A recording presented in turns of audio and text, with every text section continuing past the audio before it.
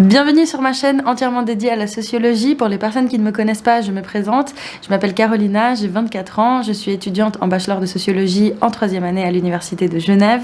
Et ceci est ma chaîne secondaire puisque ça fait 6 ans que j'ai une chaîne principale que j'alimente assez régulièrement qui s'appelle La Carologie et que tu pourras retrouver dans la description. Dans la vidéo précédente, je t'avais présenté un des 4 grands paradigmes qui se sont démarqués en sociologie et qui ont dominé la discipline ces dernières années. Aujourd'hui, on va se focaliser sur le deuxième grand paradigme que je voulais te présenter, qui n'est autre que le paradigme conflictualiste. Et pour te l'illustrer, on va parler de la sociologie de Pierre Bourdieu. Pierre Bourdieu est un sociologue français très connu, né en 1930 et mort en 2002, qui a apporté énormément à la discipline de la sociologie, notamment car il a théorisé des concepts extrêmement importants et très réutilisés, non seulement dans notre discipline, mais aussi dans des sphères plus larges et d'autres domaines de recherche, comme notamment les concepts d'habitus, de reproduction sociale ou encore de capitaux. C'est un sociologue qui a une pensée clairement holistique et qui accorde beaucoup d'importance au rôle qu'ont les structures sociales sur notre comportement individuel. Parfois, ça flirte même avec des notions de déterminisme social, même si on ne peut pas vraiment résumer ça comme ça, je le nuancerai tout à l'heure.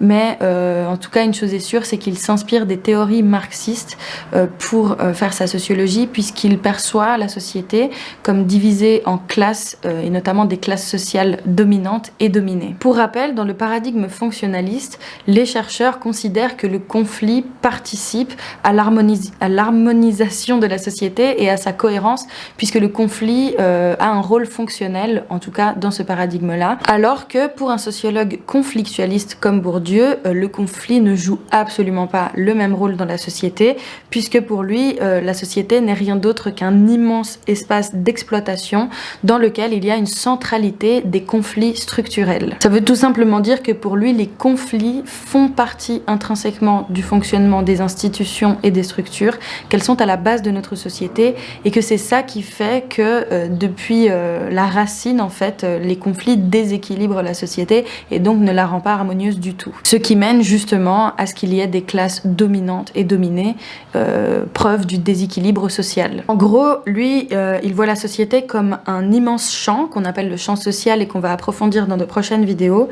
Donc un champ social divisé en plusieurs classes. Ces classes sont évidemment en conflit les unes avec les autres, puisqu'elles occupent des positions différentes dans ce champ social et que les positions sont clairement hiérarchisées. Selon lui, les différentes classes sociales sont contradictoires dans leurs intérêts compte tenu justement des différentes positions qu'elles occupent dans le champ social, et donc c'est ça qui crée le conflit entre elles. Un point très important qui justement va faire le lien avec les théories marxistes, c'est que pour lui, les classes sociales existent et sont divisées à cause du fait qu'en amont, il existe déjà une division dans le monde du travail. Pour un sociologue comme Bourdieu, donc, le conflit ne sert absolument à rien et n'a pas d'utilité fonctionnelle, mais c'est juste le résultat d'un déséquilibre et d'une injustice sociale issue de la division du travail qui crée donc des classes sociales en conflit. Selon lui, la division du travail est issue d'une domination illégitime et la notion de domination est très importante dans la sociologie de Bourdieu. Et donc, selon un sociologue conflictualiste, pour comprendre le fonctionnement de la société, il faut d'abord comprendre comment s'exerce la domination illégitime et comment elle crée les conflits. Alors qu'à l'inverse, les sociologues fonctionnalistes, eux, estiment que pour comprendre le fonctionnement social, il faut comprendre quelles sont les différentes fonctions des différentes institutions qui composent une société et comment elles interagissent entre elles. Maintenant, il faut donc se poser la question de comment on étudie la domination, déjà comment on la définit, qu'est-ce qui la justifie, comment elle se manifeste.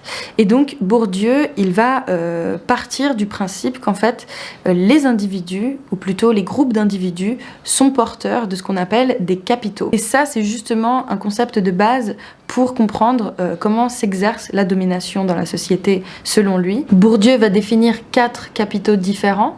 Le premier va être le capital économique, le second le capital social, le troisième le capital culturel et le quatrième le capital symbolique. Tous les individus et groupes d'individus seraient donc porteurs de ces différents capitaux, mais la taille et l'importance de chacun de ces capitaux va différer en fonction de si on fait partie d'une classe sociale élevée ou inférieure. inférieur. Par exemple, une personne qui vient d'une classe sociale très aisée va posséder ses capitaux dès la naissance d'une manière très volumineuse, va avoir accès beaucoup plus rapidement et facilement à ses ressources qu'une personne qui vient d'une classe populaire par exemple et qui va peut-être posséder un capital plus qu'un autre, voire carrément presque aucun capital économique ou aucun capital social ou culturel, bref, peu importe.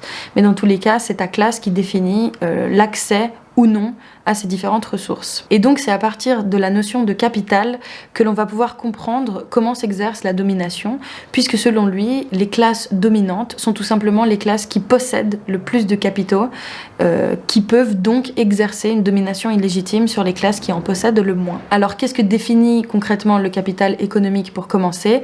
C'est tout simplement la quantité d'argent et de ressources matérielles que l'on a à notre disposition dès la naissance. Si tu fais partie d'une classe sociale inférieure, peut-être que dès ton arrivée sur Terre, tu vas te retrouver avec peu de moyens, contrairement à une personne qui serait peut-être aristocrate et qui aura un capital économique immense avant même d'être née. Le capital social, quant à lui, définit le nombre et surtout l'importance des relations qu'un individu entretient avec d'autres personnes.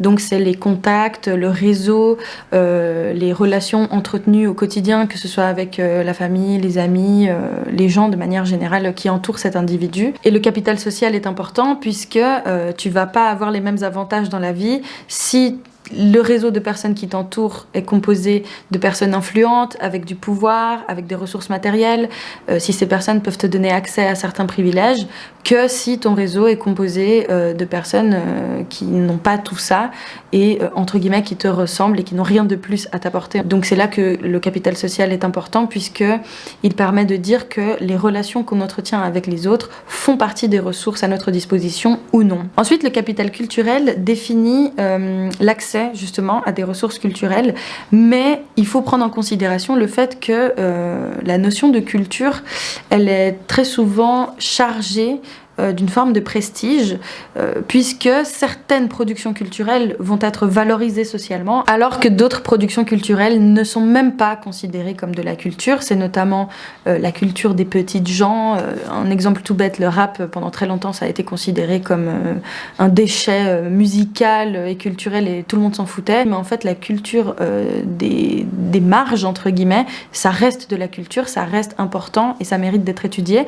Bref, là, je vais diverger ailleurs si je me lance sur ce terrain, mais grosso modo, ce qu'il faut comprendre, c'est que avoir un fort capital culturel, c'est avoir accès à des ressources culturelles qui sont socialement perçues comme pertinentes, belles, chargées de valeur tout simplement. Pour finir, le capital symbolique définit toute ressource qui suscite entre guillemets l'admiration des autres, c'est-à-dire des ressources qui sont chargées de prestige et d'honneur et qui suscitent la reconnaissance d'autrui. Par exemple, les gourous, les personnes qui sont très charismatiques aux yeux des autres et qui vont justement créer des effets de masse et parfois même des mouvements extrêmement forts, et ben ce sont des personnes qui sont imprégnées d'un capital symbolique immense, puisque le symbole de leur personne et de ce qu'elles possèdent renvoie aux autres quelque chose d'extrêmement prestigieux qui suscite beaucoup d'intérêt et d'engouement de la part des autres tout simplement. Pour résumer, nous avons des groupes d'individus divisés en différentes classes. Ces individus sont porteurs de capitaux plus ou moins grands, ils sont en compétition les uns avec les autres, et de par le fait de posséder ou non ces capitaux, va s'exercer une domination illégitime des uns sur les autres. Et cette domination, elle est rendue possible grâce à une autre notion extrêmement importante qui s'appelle la reproduction sociale. C'est à travers la reproduction sociale que la domination se maintient de génération en génération des classes sur les autres. Puisque en effet, on peut constater que la domination perdure sur du long terme, si ce n'est du très très long terme dans certains cas, et donc forcément, il faut bien que quelque chose puisse permettre que de père en fils et de fils en petit-fils, etc., cette domination continue de s'exercer dans le même sens. Et la reproduction sociale, ça définit tout simplement le fait qu'une famille va reproduire son positionnement social de génération en génération, c'est-à-dire qu'une famille d'ouvriers aura des enfants ouvriers qui eux-mêmes auront des enfants ouvriers, etc., etc. Ça, c'est de la pure et dure reproduction sociale. Pareil pour la noblesse ou l'aristocratie, donc si t'es noble, tes enfants seront nobles et leurs propres enfants seront nobles, etc. Et donc c'est comme ça que se perpétue cette domination. Par contre, on va parler de mobilité sociale lorsqu'une génération va sortir de la classe sociale de ses parents. Si justement cet individu va dans une classe sociale supérieure à celle de ses parents, on parle de mobilité sociale ascendante.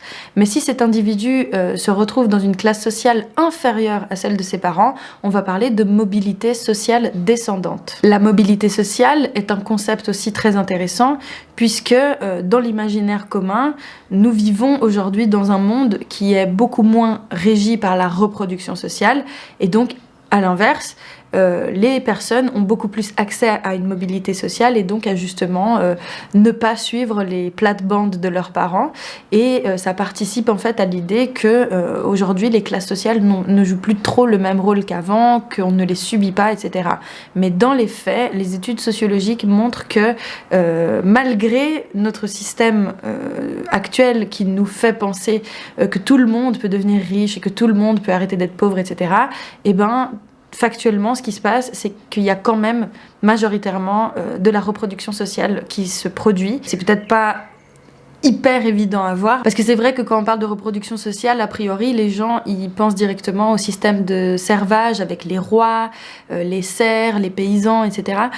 Donc, bien sûr que les choses ont énormément changé, les grilles de lecture ne sont pas les mêmes, le système lui-même n'est pas le même, mais aujourd'hui encore, on parle de reproduction sociale dans une majorité des cas et c'est absolument passionnant de voir par quel mécanisme en fait cette reproduction sociale s'opère alors que nous sommes dans une époque où justement tout bouge, tout est connecté, la mondialisation et qu'il y a beaucoup de discours méritocratiques, etc.